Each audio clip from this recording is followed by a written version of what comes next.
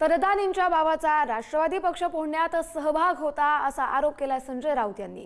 पवार आणि अदानींचे संबंध कौटुंबिक आणि भावनिक आहेत असं संजय राऊत म्हणतात।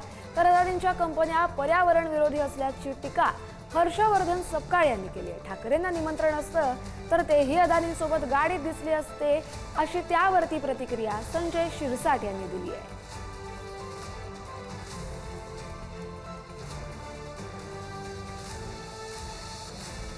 हा त्यांचा प्रश्न आहे।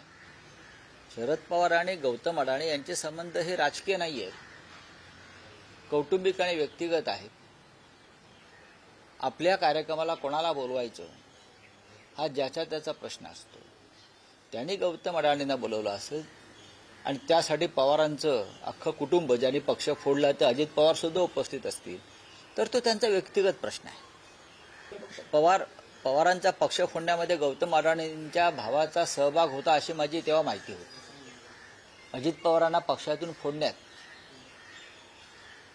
अडाणी होते अशी तेव्हा मी माहिती ऐकली आणि वाचली आहे। आता खरं खोटं ते सांगतील। शरद पवार साहेबांचं जे व्यक्तिमत्व आहे ते एक सर्वसमावेशक स्वरूपाचं आहे।